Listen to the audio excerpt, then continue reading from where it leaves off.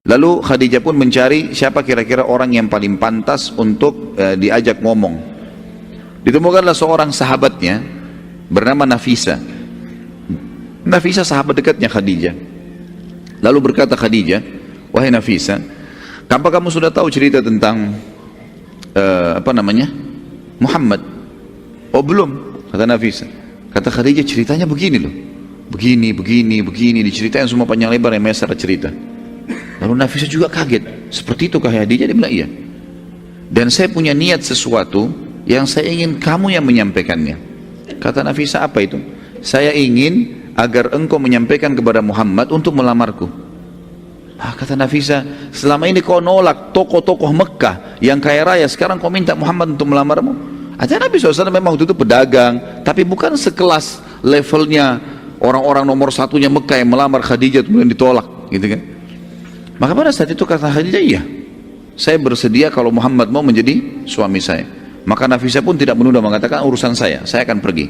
Maka waktu itu Nafisa pun mendatangi rumah Nabi SAW, kemudian menemuinya di depan ada keluarga-keluarga pada saat itu. Di antaranya tentu ada Abu Talib pamannya, kemudian ada sepupu-sepupunya gitu kan. Lalu Nafisa mengatakan, wahai Muhammad, mengapa engkau belum menikah?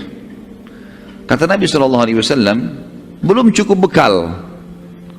Ini biasanya kalau dalam terjemahan bahasa Indonesia begitu ya, kalau bahasa Arabnya itu minkillati dzatiyat. Orang Arab biasa begitu.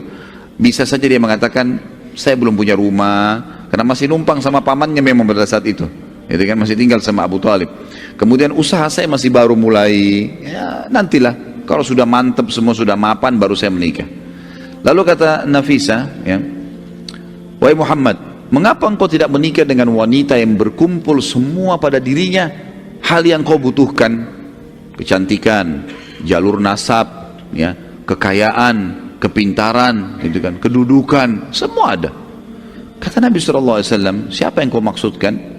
Kata Nafisa, Khadijah binti Khuwailid, gitu kan? Khadijah binti Khuwailid. Lalu kata Nabi SAW, bagaimana bisa Khadijah? Mali wal Khadijah, kata Nabi SAW, bagaimana saya dengan Khadijah? Mustahil lah itu terjadi. Karena Khadijah siapa? Orang yang memang menolak semua tokoh-tokoh satu Mekah, tahu kalau dia tolak tokoh-tokoh Quraisy. Lalu dia mau menikah dengan orang yang tadinya penggembala kambing, kemudian sekarang menjadi pengusaha kecil. Kata Nafisa, itu urusan saya, yang penting kamu setuju dulu, gitu kan?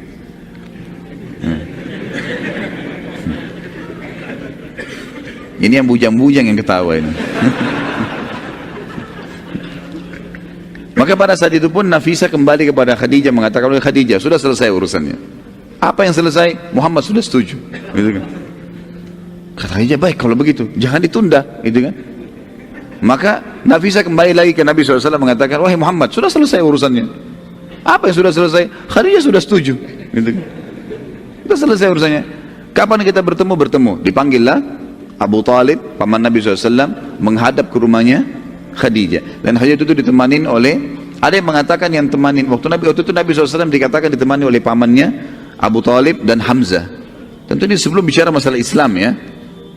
Kemudian dari pihak Khadijah ayahnya sendiri Khuwailid, dan ada yang mengatakan ditemani juga oleh sepupunya Waraka bin Naufal, ya, pendeta Nasrani nanti yang akan mengakui kenabian Nabi SAW di masa penerimaan wahyu Iqra bismi rabbikal ladzi khalaq. Baik, pada saat itu terjadilah kesepakatan dan akhirnya menikahlah Nabi SAW dengan Khadijah. Dan pada saat itu maharnya Nabi SAW yang diberikan adalah 20 ekor unta, ya. Jadi satu ekor unta itu sekarang sudah berapa harganya? Ratusan juta, gitu kan? Apalagi ya sampai 20 ekor unta ini. Dan ini bantahan yang sangat jelas kepada para orientalis yang mengatakan Muhammad sengaja menikah dengan orang kaya karena dia ingin membiayai hidupnya. Dan ini tidak benar sama sekali, salah sekali ini. Karena Nabi SAW waktu itu setelah menikah pun sama Khadijah, beliau yang memberikan kebutuhan rumah, nafkah, walaupun tetap memutar modal Khadijah. Karena setelah menikah, Khadijah menyerahkan seluruh hartanya radhiyallahu anha kepada Nabi SAW untuk dikelola, gitu kan? Silakan kelola, lalu dipakai bersama-sama, gitu kan? Nabi SAW pada saat itu, teman-teman sekalian, menikah dengan Khadijah tentunya itu berumur 25 tahun dan Khadijah 40 tahun. Dan ini juga sekaligus bantahan yang mengatakan bahwasanya Nabi Muhammad itu, kata orang-orang orientalis ya, dan ini dikembangkan oleh para orang-orang liberal sekarang. Kalau Nabi SAW itu menikah lebih dari satu wanita sampai memiliki beberapa orang wanita, itu karena hawa nafsu. Ini pemahaman yang fatal sekali salah. Kenapa? Karena Nabi SAW pada saat menikah dengan Khadijah, sampai Khadijah meninggal, Nabi SAW tidak poligami. Beliau sendirian. Padahal pada saat itu Nabi SAW mampu untuk menikah lagi.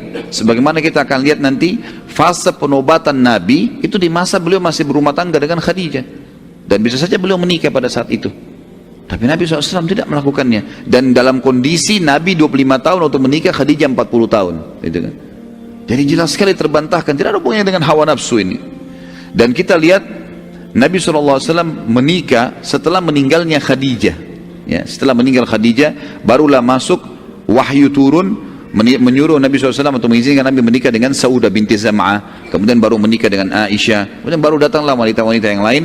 Setelah itu yang dinikahi Nabi SAW, itu pun wahyu dari langit, bukan keinginan Nabi SAW. Karena perilaku Nabi, perkataan Nabi semua dikontrol oleh wahyu, gitu kan? Wa ma yantiqu 'anil hawa in huwa illa wahyu yuha. Jadi perilaku dan keputusan Nabi SAW itu dikontrol oleh wahyu, gitu.